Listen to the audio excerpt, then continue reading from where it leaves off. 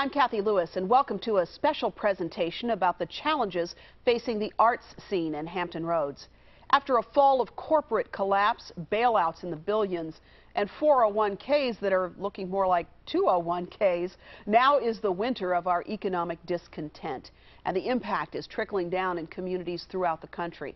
While governments struggle to deliver services to more and more citizens, social service agencies are feeling the pinch. And with so much human need on the horizon, the arts community is facing a tough sell.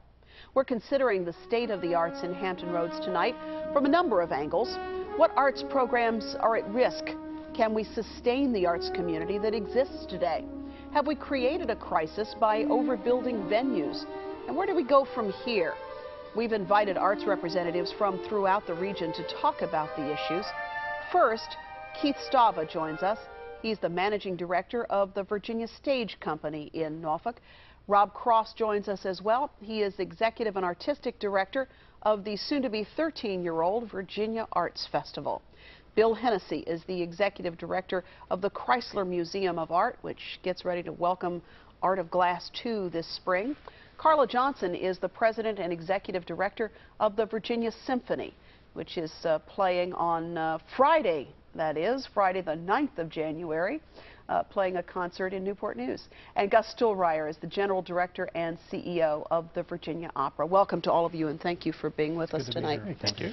All of your organizations have great events on the agenda this winter and this spring, some of which take place in January and continuing throughout the spring. So the wheels keep turning, but times are unquestionably tough. Carla Johnson, the Virginia Symphony, most notably, has faced some very tough times recently and needed to get a bailout to keep going, really facing the prospect of bankruptcy. Bring us up to date on where the Symphony is now. Well, we are deeply grateful to the community for responding.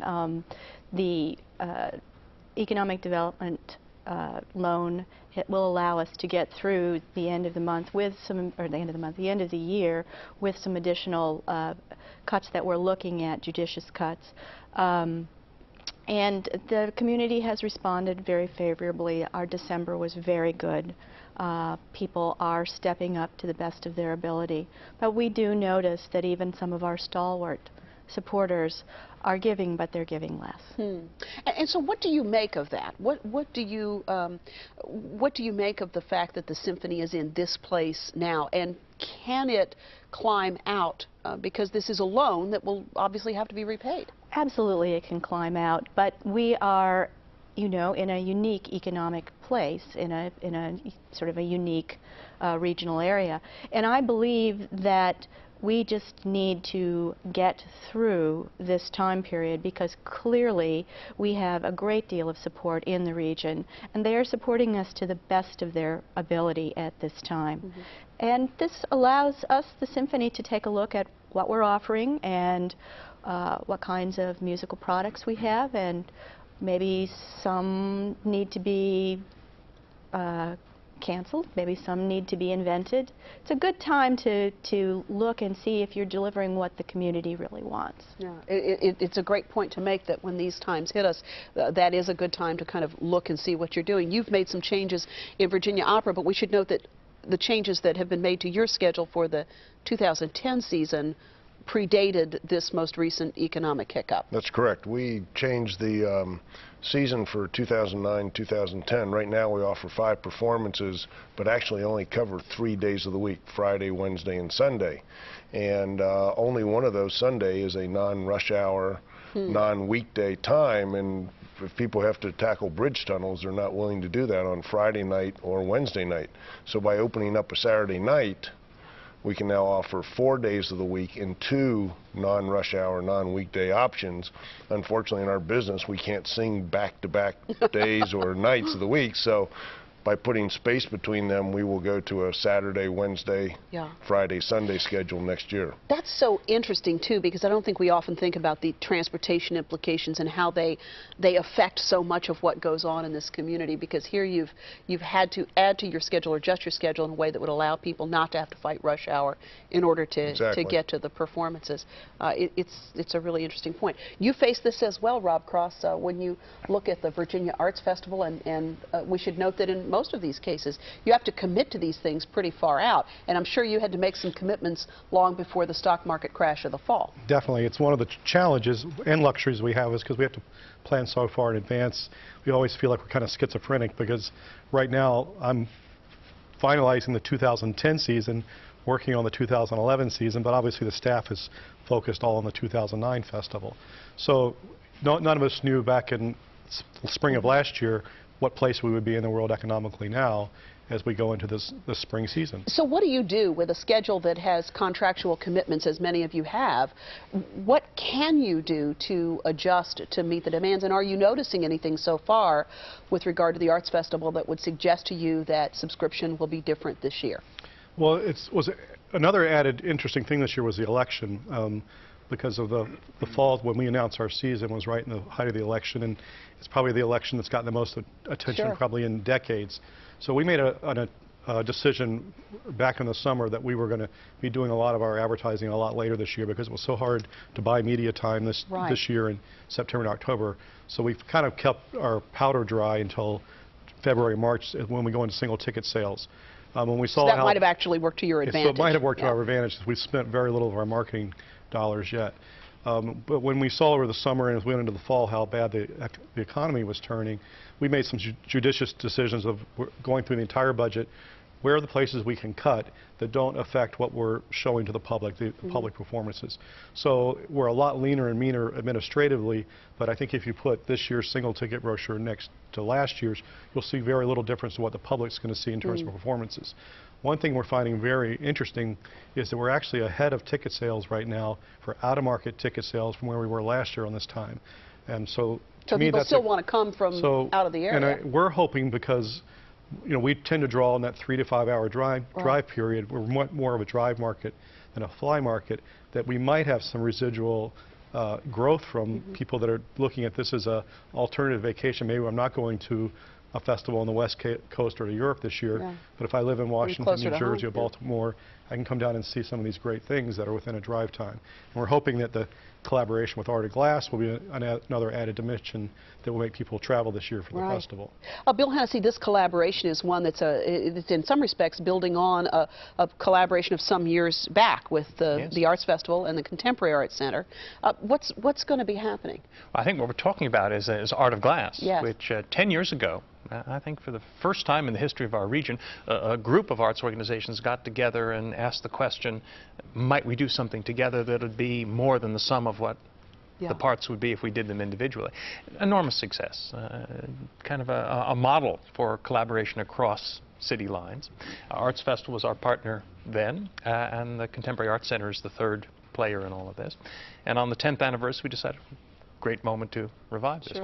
Little did we know what lay ahead economically, which makes it seem an even smarter idea. Yeah, I think you should just say we thought of it and we knew this was coming and that's why we planned it. That's what I'd be doing if I were you. I wonder, Keith Stava, the Virginia stage certainly had a period years ago where it was a do-or-die moment for the stage, and I wonder how this feels compared to that. Well, I mean, the company went through a pretty tough time about 5 years ago, right when I was starting to come into the area from the opera, and it was really teetering on the brink, and it had been squeezed down to as low as it could be squeezed down, and we've since that time kept it squeezed down. So we've been able to keep a lid on everything, and the stage company has a little bit more flexibility than some of the other arts organizations because we really can pick our productions and all the costs associated, those variables that go along with it. We want to do a big show, small show, popular show, really artistic show, and we've made a conscious decision to select shows that run that spectrum of what a theater company should be, but also being very judicious with the production elements associated with those specific shows. That's what's helped us keep a lid on our expenses, but it continuing to improve the quality. The other thing I think that's so interesting about what you're doing there, and it has to do with this idea of local relevance. I mean, you're introducing a play in February that's about massive resistance. Boy, talk about a local story for this community. Right, and we've also decided that now, after 4 years of the company consistently producing first-rate productions, we said, what is a regional arts organization supposed to be? Well, we've decided that our thing is to tell our community stories. So we're initiating a whole series of multi-year brand new play series that we're getting ready to announce. Each year we're going to produce a play about Hampton Roads, but that has national resonance. And they're all each play is drawn from interviews with people in our community, and that's how we're developing it, with the first one being the play in February about massive resistance. Yeah, couldn't come at a better time, no question about it, 50th anniversary. As you think about the audience for the arts, one of the things I know is very true in public broadcasting. There's a lot of conversation around who's the audience. The audience is getting older. How do we develop newer audiences? And I want to get all of you to talk just a bit about that. Bill Hennessy, what do you know about your audience at the Chrysler? Well, we know that like most American art museums, the stereotypical museum visitor is probably a white woman in their mid-50s, well-educated, upper income. But we also know that other people come. And one hears a lot about the aging of the audience, but someone said to me the other day, you know, we're all getting older, and maybe there's a time in one's life when a visit to the symphony or the opera stage company or a museum is the right thing to be doing at that moment. So maybe it's sort of a learned or a developed taste over time. Exactly. Yeah. So we need to be sure that we make younger people, families, comfortable in museums, get them used to the idea of coming, so when they reach the moment of in their lives when the museum can be the center of their social and cultural life, we're ready and they're ready simultaneously. Carla Johnson, how about you? How do you grow the younger audience for the symphony? Well, you know, we're very lucky because we have a variety of styles of music that we can play and attract a variety of ages of people. And we start the little ones with concerts in schools and peanut butter and jam. And often we get parents in there who have never been to concerts as well. So that's a good introduction to music. It's about an hour long. It's not, you know, it's not a 2.5-hour, 3-hour concert. But there's a variety of kinds of performances. We have pops performances for people who are not interested in listening to Beethoven. And we have the core repertoire, plus contemporary music that we sprinkle in as a little spice that younger people would be interested in listening to. So it's one of those things where you offer a wide variety of kinds of music, and then you market appropriately. We all are marketing on the internet now, and primarily that's 50 and younger, and they buy on the internet, and our other folks, say 50 and older, are still the newspaper people. Right. So I think we all are looking at kinds of, we call them points of entry. Sure. So. And Gus Doroy, I'm guessing that the English subtitles at the opera has to have helped build your audience over time. It has certainly helped in the entire opera industry, the building of audience. I think one of our most successful audience developers is our Student Night at the Opera, where we take the second dress rehearsal of every production, and we'll have, you know, anywhere from 1,000 to 1,500 students come. And some students, you know, anecdotally will write us and say, you know, I saw somewhere upwards of 20 or 30 productions, you know, between my middle and high school years. But I also go back to what Bill said. I read an article over the holidays when I was catching up on my reading that says that very same thing, that there is a point in one's life that it is now time to go to the arts and things like that. And the kids are grown, they have more disposable income, the time and what have you. And so everybody looks at the current audience and says it's going to get older, but it seems to self-replenish itself. They may all be self-replenishing at 55, but this was some... But that's a relatively new learning, because there's been all this energy around trying to get younger people to join. And you can get younger people to join, but, you know, when they join, and if they, you know, are dating and they get married and then they have children, they're going to drift away, so... But we have to, we're going to take a quick break. We'll be back in just a moment to talk about how we fund the arts and ask whether we may have too much of a good thing when it comes to venues.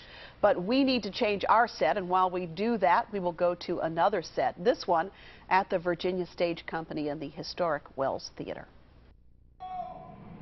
Spin it, no! I have to bring you home, dear brother. To bring you home, home, home. I release you with a full heart. Spirit, hear me. I am not the man I was. I will not be the man I must have been, but for this intercourse. Why show me this if I am... And we're back to talk about how we pay for the arts. It's a delicate blend of a number of different sources, but one thing is for sure, very few arts organizations can survive on just the tickets they sell to fill those seats. When arts organizations have needs, it is not long until they find at least two of our guests. Deborah Wild is the executive director of one of the Fortune 500 companies remaining in Hampton Roads, Norfolk Southern, and Christine Morris directs initiatives for the Norfolk Foundation. Jeanette Weaver directs development for the Ferguson Center for the Arts, part of Christopher Newport University, and Jason Ratliff directs marketing for the newest arts venue in Hampton Roads, the Sandler Center for the Performing Arts. Anthony Burfoot is the vice mayor of Norfolk, and his city recently bailed out the Virginia Symphony, raising questions about the role of government in the arts. And thanks to all of you for being with us today. Good to have you with us. The Ferguson Center, part of Christopher Newport? Yes. Did I wanted to make sure that I had that right, because Correct. I had a moment of I know the arts programs for Christopher Newport are housed there at the Ferguson. That's opened right. in what? 2004. 4. Phase 1 opened in 2004, and Phase 2, which is the big hall, the concert hall, Right. opened in 2005. Beautiful facility. Gorgeous. 1,700 seats in the main theater. Concert hall, 458 in the Music and Theater Hall, and then our Black Box Studio Theater, about 250 if you're going to put seats in there. You know, it's interesting, too, because Carla Johnson, who was in our last segment talking from the Virginia Symphony, said one of the struggles they've had, and we've heard this from other arts administrators as well, as it's great to have, try to put these arts events all over the region, but transportation is such a factor that they were finding that if they kept the symphony in Norfolk, people just couldn't get through the bridge tunnel. So I suppose the Ferguson has been a great gift in that regard. Yes, certainly for the peninsula. But I have to say, we hear all the time from the patrons that come from the south side, oh, the tunnel was a piece of cake. Right, yeah. Right, there are going to be those nights. Sure. Certainly. And you get something like 28% of your visitors from the other side of the water. Sure. So it's an interesting, it's one of the new venues that's come on over time. Deborah Wild, I remember talking to you several years ago, and you said at that time, and I remember the moment because there were about 4 arts administrators in the room who took a sharp intake of breath when you said, I'm just not sure that this region can support the number of arts organizations that we have in this community. Do you still feel that way? I do still feel that way to a considerable extent, and I think in this current economy, we are probably going to see a shakeout of organizations. If you may have a wonderful program, but if you cannot sell it to audiences, and if you cannot sell it to funders, you're going to go by the wayside. And I think we really will see a shakeout. And I don't think that's necessarily a bad thing, because it all comes down to support. And not just ticket support, but corporate support as well. Absolutely. Corporate support, individual support also. Yeah. As you think about how that shakeout might take place, we heard in the last segment about cooperative ventures, the Chrysler working with the Contemporary Arts Center, with the Virginia Arts Festival. Is that the kind of thing that as a funder you're looking to see? I mean, are you looking to see these organizations coming to you with a different bag of tricks than they have traditionally brought to your door in this, particularly in this environment? Absolutely. I think the one thing that you saw recently was Todd Rosenlieb and Virginia Ballet Theater combining. That was a critical thing. You knew VBT was going under, and this way they have a way of continuing that program. So I think there will be some mergers of organizations going forward, which will help them be stronger organizations. And collaborative efforts, absolutely. We've got to see those. That's the name of the game these days. And then there's the Business Consortium for the Arts. How does that fit into the scheme of things? The Business Consortium actually has been revitalized in the last year, I believe. Totally different focus now. Maybe not a different focus. They're still obviously supporting all the arts over the spectrum in Hampton Roads. But they really have been re-energized. They have a lot of new members, and I think they're on a good path. I and think the idea there is that you would go to that organization, which would help to represent a lot of businesses in the community, instead of the opera going to 15 different businesses. Absolutely, and that's particularly helpful for the smaller arts organizations because they don't have the grant writing capabilities. They don't have a lot of the wherewithal to be able to go and knock on everybody's door separately. So the Arts Consortium really provides a one-stop shopping. Makes some sense. Christine Morris, several years ago, the Norfolk Foundation brought together a number of arts administrators and said, look, are there any opportunities here to share what we might call those back-of-the-house services? Can you share accountants? Can you get some joint insurance? Is there any opportunity to create some economies of scale? How did that conversation go, and do you see any fruits from that, or is it still a pretty balkanized setup? Well, I think it's an ongoing conversation, and the arts groups that came together around that came together in such great faith and with such looking for such opportunity. And one of the things that has come out of it is a joint marketing partnership that they've created, and the your757.com website that it was launched back in May is the direct fruit of that initial conversation. The exciting thing about that, again, as Deborah said, is if organizations are going to survive, they've got to broaden and deepen their audience and thereby broaden and deepening their donor base. And so this is an opportunity for small organizations all the way to large organizations to publicize their events, reach out to audiences that they haven't reached before and say, come over and see what we're doing. We're doing some exciting things. You know, the question about merger is a relevant one for your organization because you've just announced a merger with the Virginia Beach Foundation. That's right. We'll be the Hampton Roads Community Foundation in the future. We're very excited about that. Is this the kind of strategy that you're looking for when arts organizations are coming to your organization for funding? I think even in non-economic times, we're looking for organizations that are using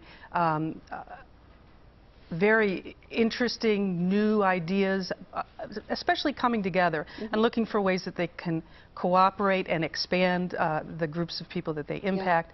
And outside the arts and inside the arts, coalitions and consortiums that come to us always get a good and honest hearing from our grant making.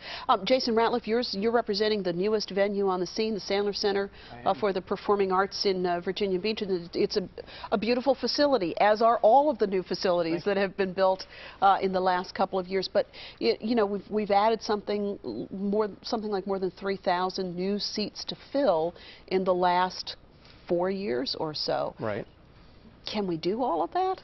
Well, you know, there are a lot of venues in Hampton Roads, but they didn't just materialize. They came from years of planning, years of interest, you know, foundations getting together, city workers or city councils getting together and mapping it out.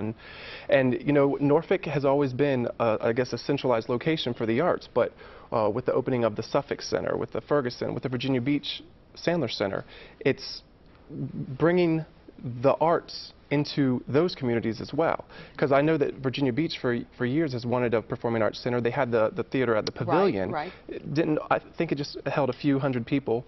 And so the Sandler Center, it was a project that came out of that, and I think the citizens of Virginia Beach have been very responsive and very supportive of the new venue. And so as you think about this regionally, Deborah Wild, I mean, you've watched the development of these venues as well, and without doubt, Sandler is a beautiful facility, as is the Suffolk Center, as they all are. Can we sustain that many venues? I think that is the question going forward. If we build it, they will come thinking is not a valid concept anymore and will become more problematic in an environment with our current economy.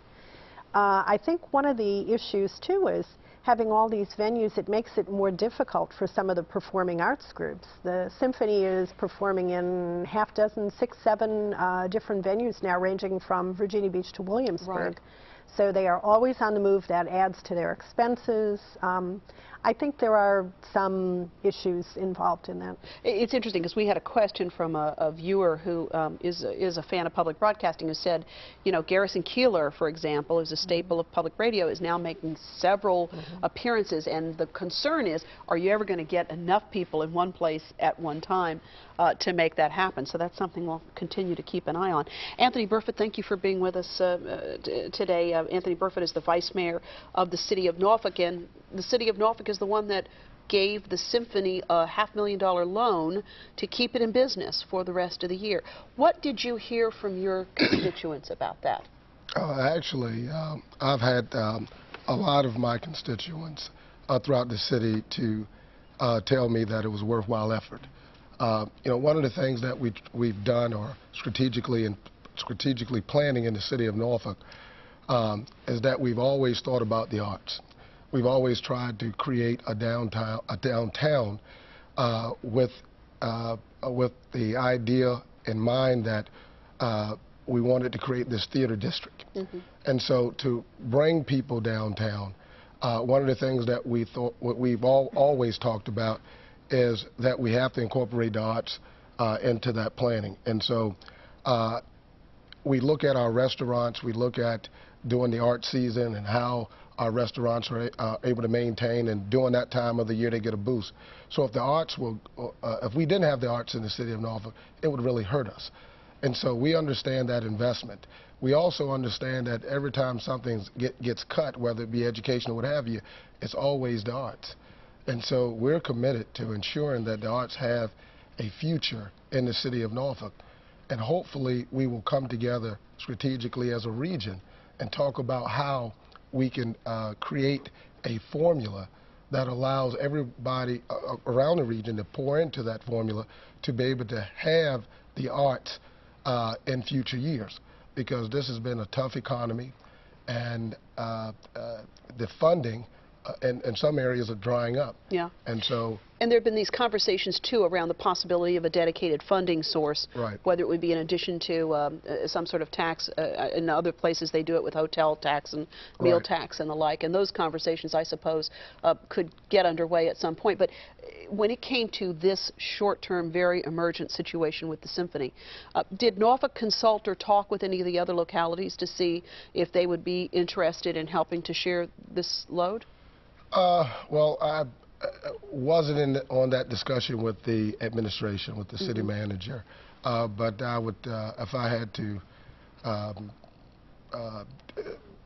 based on the way that the conversation came about, I think that we just reacted. I don't think that there was any dialogue. What if the symphony comes back to you a year from now and says, we need some more? What we've put in place. I don't know if you realize that what we've done in the past, we forgave rent. Yes. We're going to do that again in '09. But going into '10 and '11 and 2012, we put together a rent structure where we're going to reintroduce that, and we're going to increase that in increments. The first year in 2010, 25%, 2011, 75%, and then 2012. 100% of rent. So we're trying to allow them to get back on their feet and gradually, over time, pay full rent. And so we're doing those types of things. But I think we're asking the arts to be fiscally responsible, but also to be able to look out to forecast in future years what their budgets look like, and if there's any shortfalls, that they can make those adjustments before then and not. So you're really, too, as are the foundations, going to be looking at management issues and making sure that that exigencies are taken into account ahead of time. Yes. To the greatest extent that it's possible to do that, not knowing that the stock market is going to crash in October, right? That's true enough. Fiscally, we're asking the organizations to be responsible. Fair enough. Anthony Burford, thank you for being with us, and thanks to all of you for joining us tonight. And congratulations on the Sandler and the Ferguson. It's changing the scene here in Hampton Roads. And we will be back in just a moment with a look at just what it takes to sustain the life of an artist here in Hampton Roads. It is not easy. But as we make another scene change, we bring you a look at an event that was brand new 12 years ago. Today, the Virginia Arts Festival is putting Hampton Roads on the map for the 13th year all over the world, and the tattoo is its signature performance.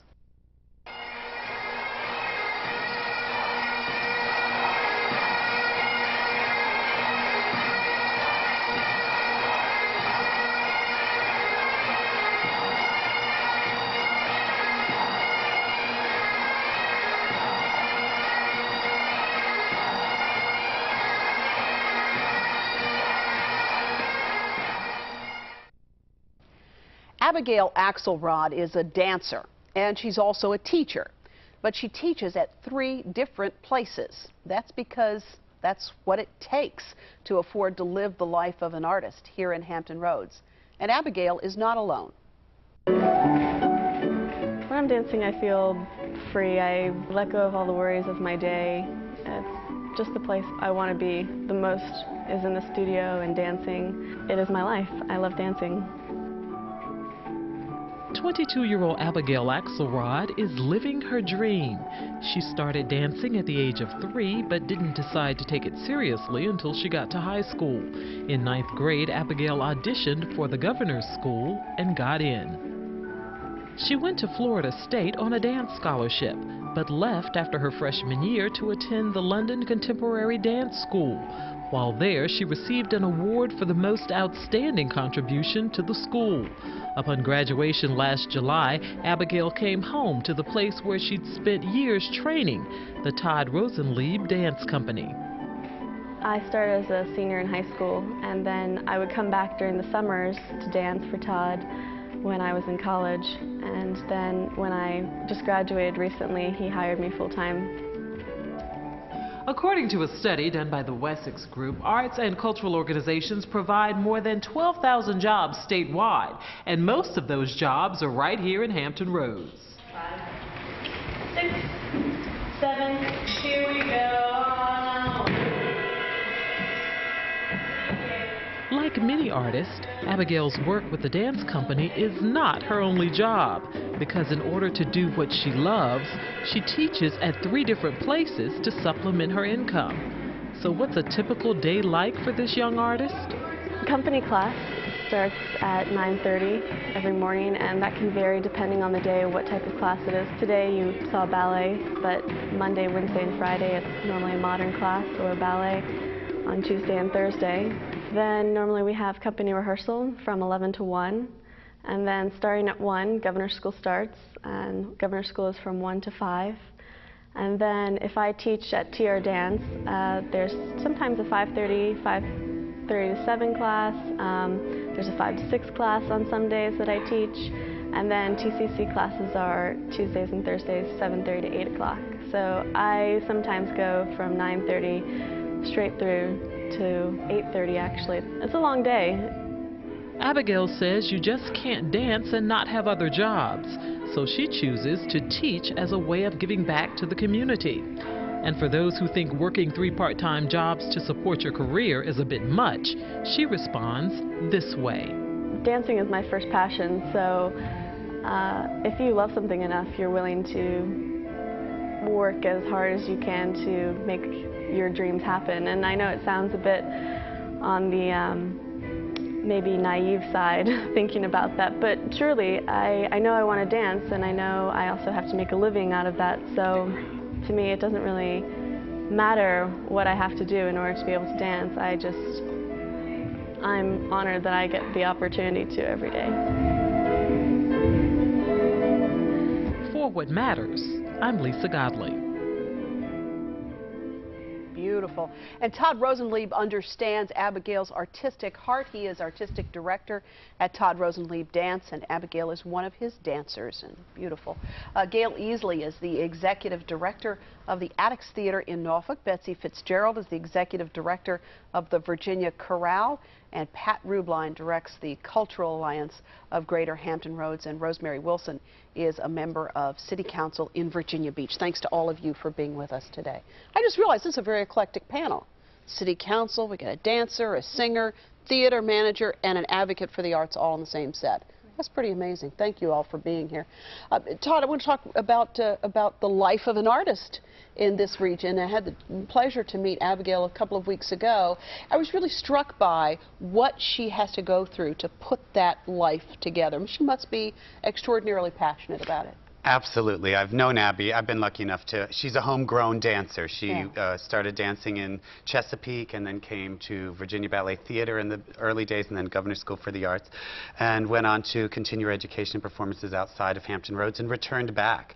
But Hampton Roads, like many other cities, have arts that have professional careers, but that salary for that career does not sustain a lifestyle that you need in order to stay healthy and well, and all of those things. So often in the arts, we educate ourselves to be good teachers. I also am a Pilates instructor, which is a conditioning not only for artists, dancers, but athletes, for your everyday person. Abby is also a teacher of Pilates. So when it comes to the arts, along the road, you acquire talents and skills that help supplement those. I remember my first year in New York where I did nothing but dance for a living, and that was the biggest celebration, I think, one of them in my whole life, was that I didn't clean houses, or I didn't teach aerobics class, or I didn't do one of those things.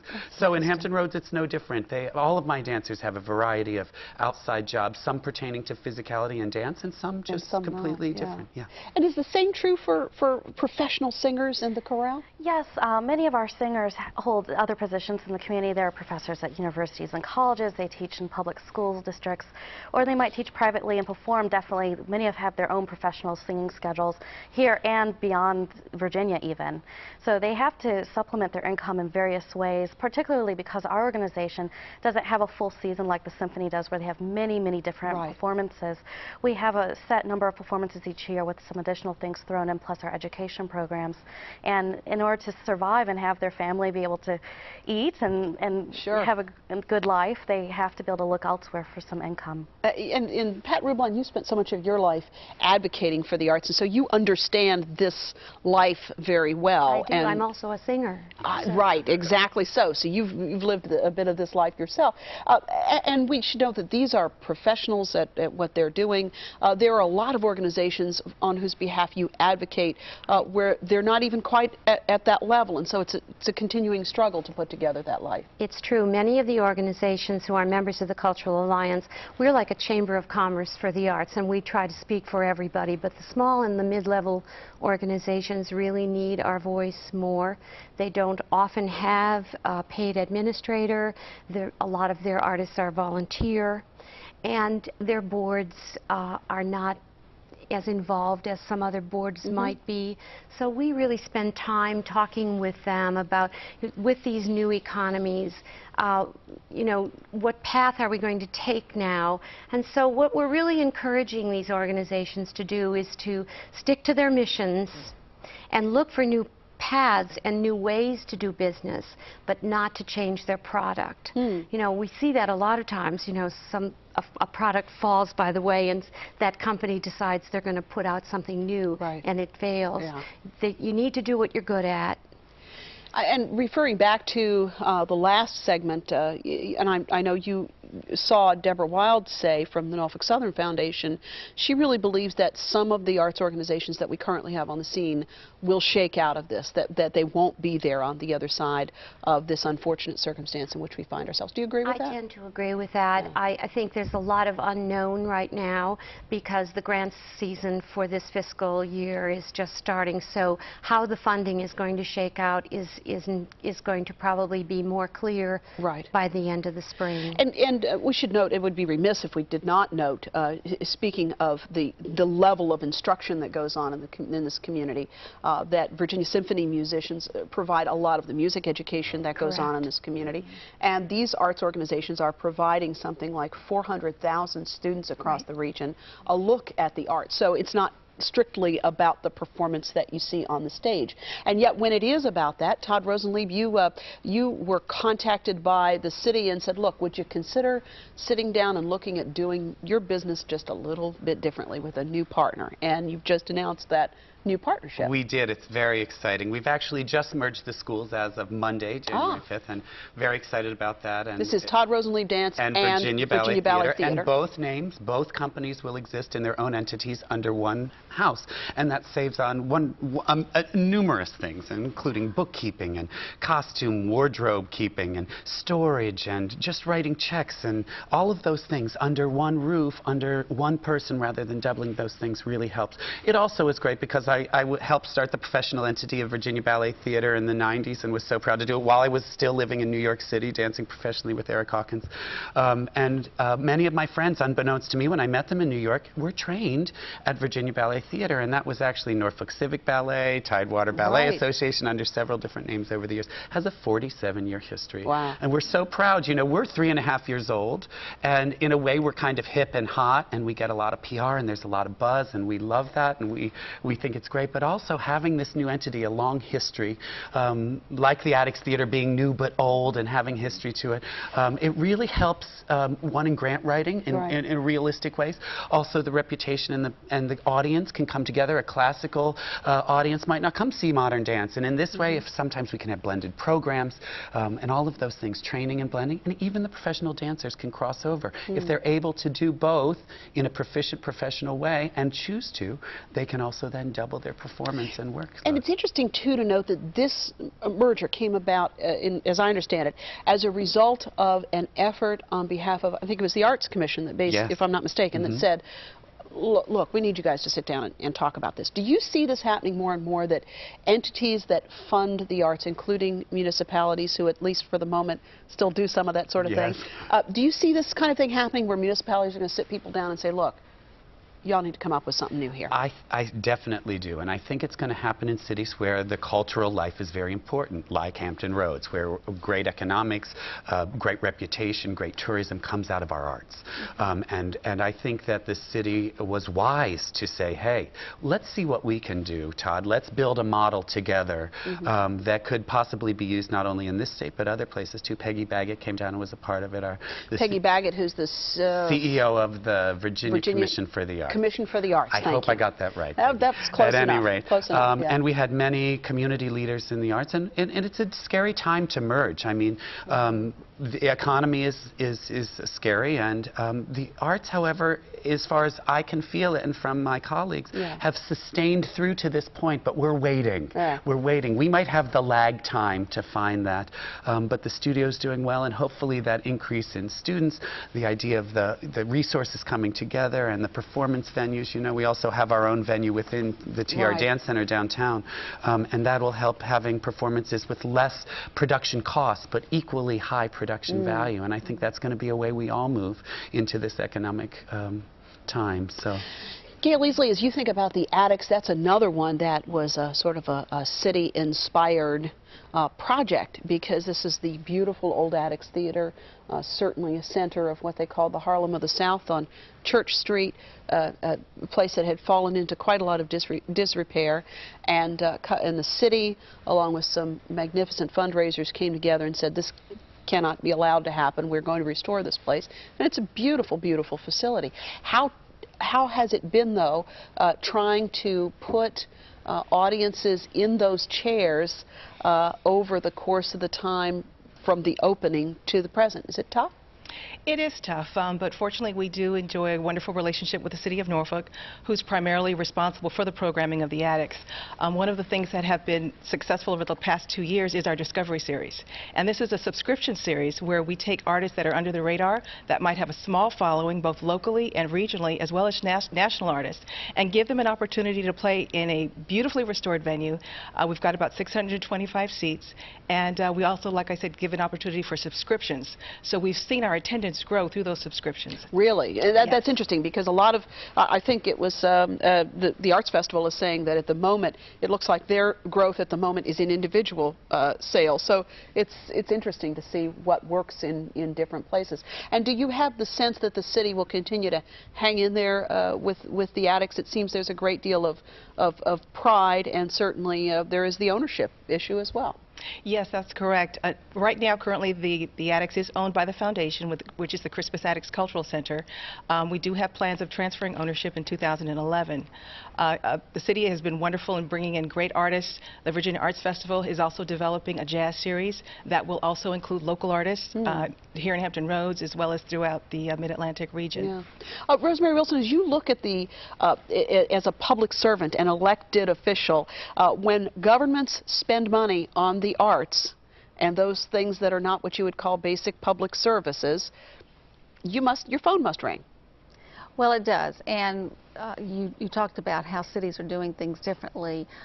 We have an Arts and Humanities Commission, and these are citizen volunteers that we give $1 per person for our city, which is about $430,000. And we let them decide how to spend that money for our arts groups. And I'm very impressed with what they're doing because they're changing the way they're doing business. So rather than just giving a stipend or grant money, they're doing things cooperatively, like in marketing and advertising. But they're also saying, okay, we're going to give you money, but you're going to have to learn how. It's like teaching the fishermen to fish, to learn how to go out and get your own money and do more with fundraising and building. So some of these groups haven't done the fundraising like they should have. They've been, relying on ticket sales and grant money and, the stipend from the city.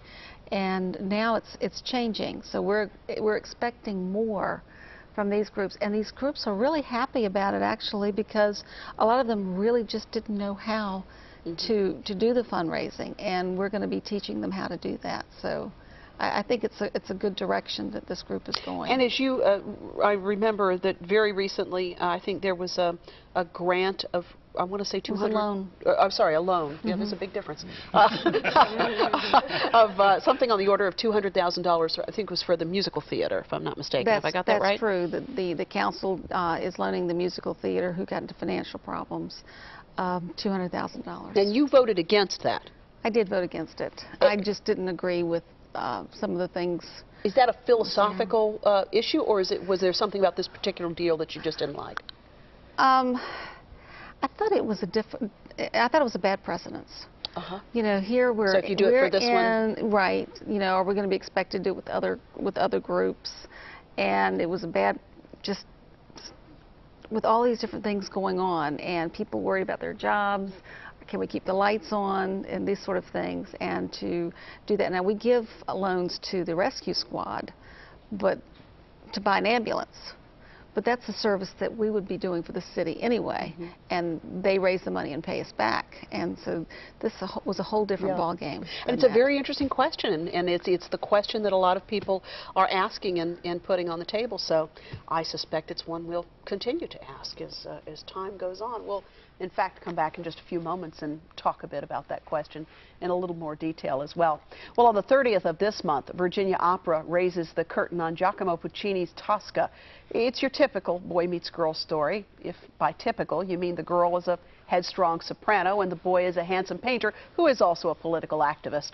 The Virginia Opera presents performances here in Hampton Roads at the Harrison Opera House in Norfolk, in Richmond at the Landmark Theater, and on the campus of George Mason University at the Center for the Arts. And we're back in a moment.